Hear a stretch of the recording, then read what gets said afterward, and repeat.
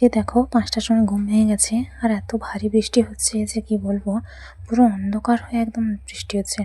যদিও আমি যখন ছবিগুলো তুলি তখন অনেকটাই কমে এসছে। যাই হোক, তো আমি চুপচাপ এসে আবার কিছুক্ষণ বসেছিলাম পালঙ্কে। তারপর ভাবলাম না, বসে থেকে আর কি হবে, উঠে পড়ি চটপট। এদিকে মায়ের ফুল দেওয়া, ফুল তুলে আনা সেগুলো সব হয়ে গেছে। মা এখানে লাইটটা চার্জ দিয়েছে।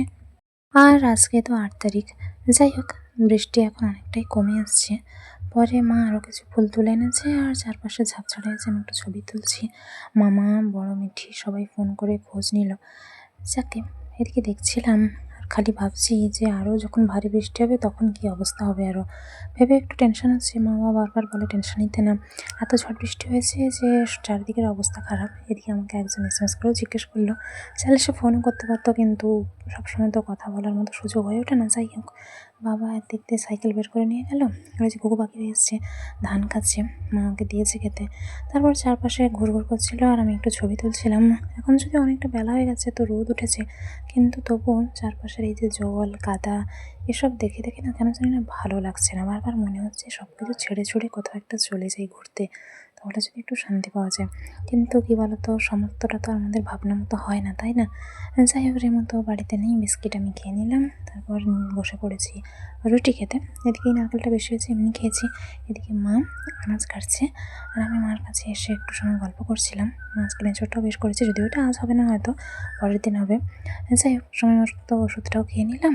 আর তারপরে কয়েকটা ভিডিও করার ছিল, সেগুলো করার পরে আবার মার সাথে একটু কথা বলছিলাম। আর এবার বাইরে এসে পড়ছি, কারণ বাইরে কিছুটা শুকনো হয়েছে। এদিকে বাবা 2 রকমের বিস্কিট এনেছে। তারপর আর কি আমি মাটির যে কাপগুলো, মানে ভাঁড়গুলো, সেগুলো ঘরে রেখে দিয়েছি।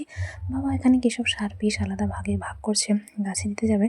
তো আমাকে বলছিল যে আমি বিস্কিট প্যাকেট কোনটা কাটবো নাকি। আমি বললাম ঠিক আছে, একটা কাটলে হয়, কোনো অসুবিধা নেই।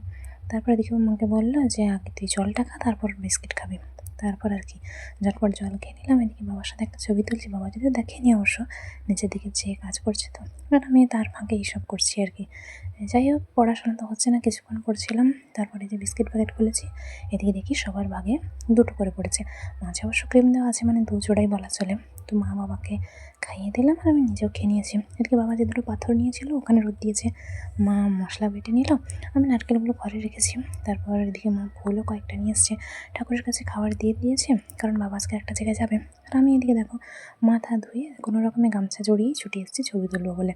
যাকে, পরে আর কি ঝটপট করে দেখি বাবা খেতে দিয়েছে, আমাদেরও মা ভাত বাড়ি রেখেছে। এদিকে দেখো ফুল ধূপ দিতে দিতে ঘর থেকে শুনছি যে গার্লসের আর হাই স্কুলের ক্লাস 5-এর বাচ্চা মেয়েগুলো এক গাদা গাদা করে ফুল তুলছে কিনা সাজবে।